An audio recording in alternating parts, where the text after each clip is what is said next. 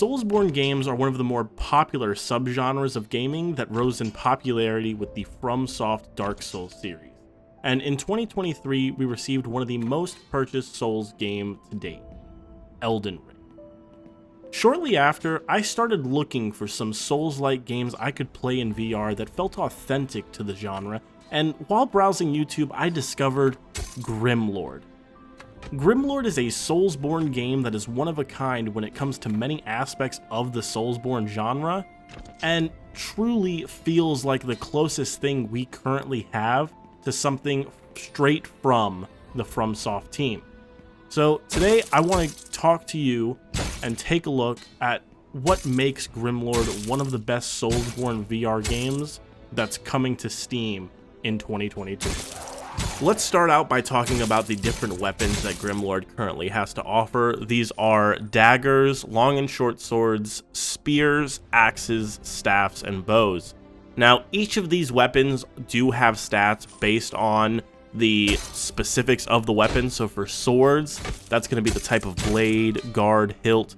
For the bow, it's going to be the type of arrow. Now, currently, I don't necessarily know exactly what the damage is based on for staffs. I don't know if I need to unlock a new staff, or for bows, that damage is all based on the type of arrow that you're using, and currently they do only have one type in the game, so I assume eventually we will get different arrows, such as blunt arrows, which are non-lethal, but will, ding up some armor. Now, moving on to what these stats actually are, these stats are the slash damage, which is obvious, you swing your sword, that's a slash. The blunt or impact damage, which is going to be something that you're going to be using against armored enemies. Poise, which determines how quickly you can stagger an enemy, which is very important in Grimlord, seeing as how you do have specific enemies that will come at you pretty well armored, but you definitely are able to get the most damage in when they are down. And the last thing is piercing, which is stab damage, and this excludes staffs. Obviously, staffs are going to have some sort of blunt damage, but for staffs specifically, they offer magic damage, and this magic damage is all, I believe, based on the specific type of staff again. However, unlike other weapons, the staff offers a different elemental damage that is fire, ice, or lightning. You cannot use all three at the same time. It is one or the other. So that being said, depending upon what you choose will kind of determine how easy it is to defeat certain enemies. So again, if you have a lightly armored enemy, doesn't have a lot of armor, probably slash and piercing are going to be pretty good against that. However, if you have a heavily armed enemy, you're going to want to use that blunt weapon. So obviously these different stats are going to be something that you want to pay attention to, and you want to get better stats. So there are upgrades and full weapons placed around the world in specific areas. These lootable chests are essentially going to be kind of divvied out, and you will be able to pick up specific weapons. Like we got the Executioner sword after passing pretty much one of the official, probably harder parts that I had to deal with, in my opinion. And I was excited about that. It has a lot of slash damage, but not a lot of piercing damage. But it definitely gets the job done regardless. Now, one thing that kind of threw me off is you cannot pick up weapons from downed enemies. Now, I know in other Souls games you can do that. However, it doesn't happen every time because it is kind of a random drop chance. And I get that. I don't know if that's something that they're going to add, or if that's something that is not going to be added. But I will hopefully be able to make another video about this, and I'll ask the devs about that as well. Now, the last thing that I want to talk about, because obviously we talked about all the standard weapons that you get, there is one more weapon that you get in the game that is not given to you in the beginning, and this is what I'm calling grease bombs. I don't necessarily know if that's what they're actually called, but, back in the day, way back when, they were grease bombs, and what would happen is you would light them and throw them, and then they would obviously catch their target on fire. And they have that in this. It's pretty cool. You have to, you have to activate it. I don't think there's any animation yet for it being activated. So for me, I did kind of have an issue with trying to activate it with one hand and then putting in the other hand and activating it just to be 110%. But these helped tremendously when dealing with multiple enemies or heavily armored enemies, because obviously they're on fire, they're going to panic a little bit. So since we're talking about enemies, let's go ahead and get into the different types that you will be seeing in Grimlord. And as far as I've seen with the first level or part of the alpha, I have seen humans, skeletons, warlocks, undead, and demons. Now, keep in mind, demons are the names that I'm going to be using for the red guys with the axes. Some people call them executioners. However, there is no official name from the devs yet, so that's what we will be calling them for the rest of this video. Now, all of these enemies have some sort of variant, minus the demon and the skeletons. Both of those individually have an axe for the demon. He will always have some type of war axe. And the skeletons will always have some type of bow. So moving on and starting with the undead, these are pretty much just regular ads that you're going to see everywhere. You will have some variation in these. Some of these are going to have some light armor and others will not have any armor.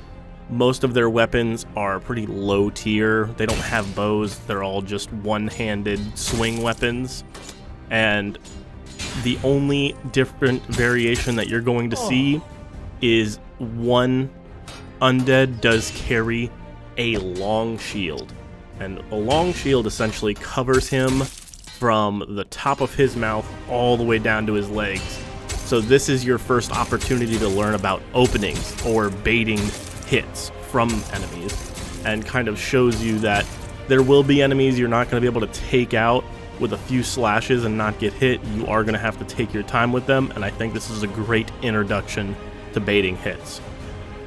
Let's move on to our second enemy type, which is humans. These enemies are by far the most difficult, at least for me, as there are two different variants. One variant is the Mercenary Scout, which is a light armored bowman who has a short sword or a dagger, and it is a one-handed backup weapon. Now, the other variant of the human is the Imperial Sentry Guard, and these are what I really have a hard time with. These are heavily armored and have long swords as their preferred weapon of choice, but occasionally do carry bows with them depending upon where you find them. Now, the Mercenary Centuries are some of the easier types to deal with as long as you are on the same platform as them level-wise, or you have a bow. But the most difficult part to deal with is when you are at a distance and don't have a bow, because you either need to use your shield or sword to deflect their arrows, or if you're Robin Hood, you can shoot their arrows out of the sky as they shoot. Oh my god, I just hit his fucking... Now, if you thought that these Mercenary Scouts were going to wait for you to fight whoever you're fighting, no, that is not the case. As long as you go into their line of sight, if you're overwhelmed, they don't care. You're going to be getting shot with arrows and just rain down upon regardless of what you do. So this will kind of teach you that you're going to need to kind of prioritize who you go after. Now, the Mercenary Centuries are just one of those all-around hard enemies, at least in my eyes, because they're essentially fully armored, everything but their thighs. And obviously, you know, I'm a thigh man for sure, but like, I'm not trying to constantly hit those that take out an enemy. There have been only 2 other instances where I've really taken them out in a different way. One of them, I shot an arrow perfectly through the slit in the back of their neck.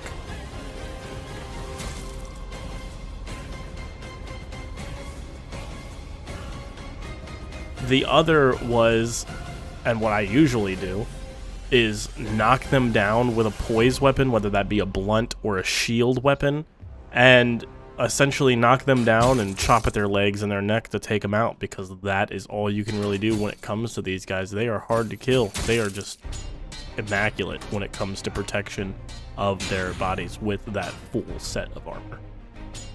Now, another enemy that I have a very hard time with are the Warlocks. It's not because they have massive amounts of armor, because they don't. They only have a crown that protects their head.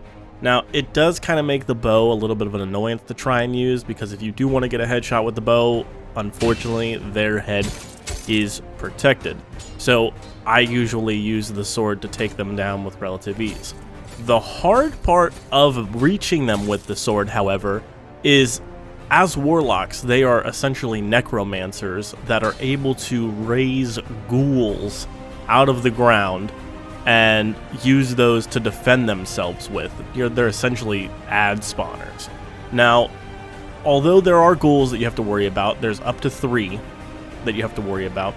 You also have to worry about him casting spells, and so far I've only seen frost spells from the Warlocks, and they are not, straight spells. It's not like the player using a staff.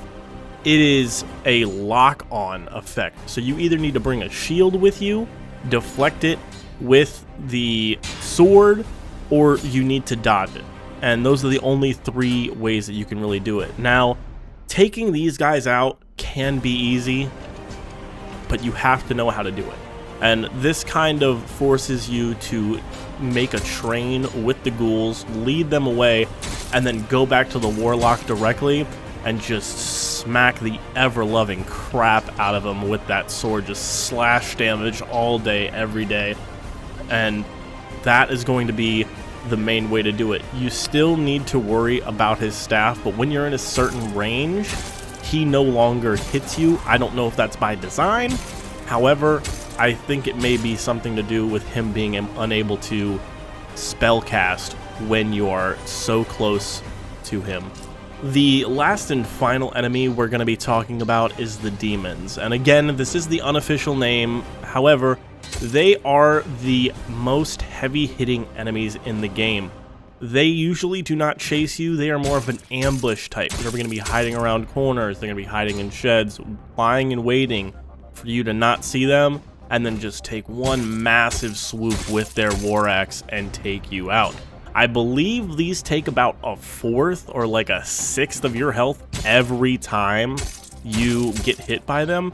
And you would think that there's not really any way to defend except maybe a shield based on some of the older Souls games, but you can actually parry them with your sword or your weapon or your shield. It doesn't matter, and that is just a great part of their system. Is parrying actually does something. Now, you can combat them with bows, but I do actually find that parrying is pretty easy because although they do hit hard, they swing pretty slow. So you can definitely practice your parrying. If you're bad at it, practice your parrying on them. They're that easy. So since we're talking about parrying, let's go ahead and get into mechanics. So just to go a little bit deeper into parry, this isn't something that happens automatically when you block. This is something that you need to have a little bit of skill on, which is why I mentioned you practicing on the demon enemy type. So this mechanic does require you to slash towards wherever their weapon is coming from at a specific time. What this will do was stagger that enemy and allow you for an opening of about 1 to 2 hits depending upon the enemy type. Now, this does not stagger archers like in some Souls games where if you hit their arrow, for some reason they'll be like, a gasp and be like, oh no, you hit my arrow. No, it doesn't do that. This is just, specifically for enemies that are attacking you with weapons in their hand. Now, I want to talk about a mechanic in relation to parry, and this is the player's stagger and poise. Essentially, what will happen is if you use parry too many times in a row, you will essentially drop whatever you were parrying with. So I'm pretty sure that the devs at Metal Cat knew that if they continually just let people parry, that we would get to a point where it doesn't matter. We don't have to worry about these these mechanics, and if we get good enough at parrying, that's all we'll ever do. So this mechanic essentially requires you to parry and get a hit in before you take another parry attempt. You can get, I believe, 1 to 3, kind of depending upon the enemy type that you're facing. So do keep that in mind while playing the game. Now, there is currently no shop, and I'm unaware if there are plans to have a shop added to Grimlord, but right now, crafting acts as that shop. And when you are attacking Castle Roar, every enemy slain drops a random amount of gold for your character. Like any Souls game, if you die, you do need to retrieve this bag of gold. And if you die again, it will 100% be gone and you'll be restarting from nothing. You can only spend this gold in the town area, which is the kind of the player safe area. And this will allow you to upgrade your weapon, build new weapons that you've maybe discovered, because you cannot use a sword and then put it in and just change the hilt. You have to build a whole new sword. Now, maybe you're a person that doesn't want to have the sword on your back. You will be able to craft in a way where you can keep the same blade, but by changing the hilt and the guard, you will actually be able to change the mounting position on your player. So I think that's a really cool mechanic, because most swords that I used were two-handed swords. I didn't use them with two hands. You don't necessarily have to, but they don't have that oomph, as they say. But I didn't like that I had to keep it on my back because I couldn't have a bow and a shield. And I eventually found a hilt that would allow me to store it on my belt, which is awesome. So while we're on the topic of storage, let's move on to the player inventory. This is kind of, for me, when I start disliking some aspects of the game. Overall, again, great experience, but this is just one of those things that hit me a little bit different, and that is the pouch where you store all of your bombs, potions, and oils. It doesn't have an inventory system.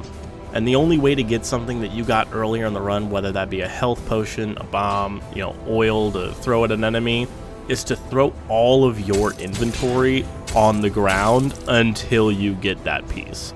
Now, this isn't too much of an issue, but if you're in a fight, you'll pretty much be reaching down at your crotch to be able to throw everything on the ground, looking for a health potion, and dropping valuables in the process. So say you're, getting overwhelmed and you're 2 hits in, you're looking for a health potion, but it's 4 items down and you're throwing out bombs, oils, you're throwing out your mana potions just to get to that one heal item. You're already losing more health in that, but you're also dropping these bombs that you're going to need to be able to fight these enemies, and that will cause you to have to go back around and pick these up. So for me, kind of not cool in my eyes. And then another gripe that I had with my player inventory was my quiver. So what I did is I actually had my quiver on my hip instead of on my back, because I need to keep my shield on my back and my bow on my back. And those are the only places that they can be stored, so I have a quiver on my belt. Now, around 30% of the time, they do give you a vibration saying, oh yeah, you're good to grab it. However, my player character model would get turned around so much, and this may potentially be human error on my part, but I would go to grab arrows and I'd have to reach like an additional foot behind me just to be able to grab these arrows. Now, it's not the biggest pain in the world, but if I'm trying to, get a ghoul or a undead character in front of me out of my way, and I don't have my sword in my hand and I'm bowing up, it's hard. So for me, definitely is very stressful, but I think it's going to be something that the devs will probably fix. And again, it may even just be an error on my part.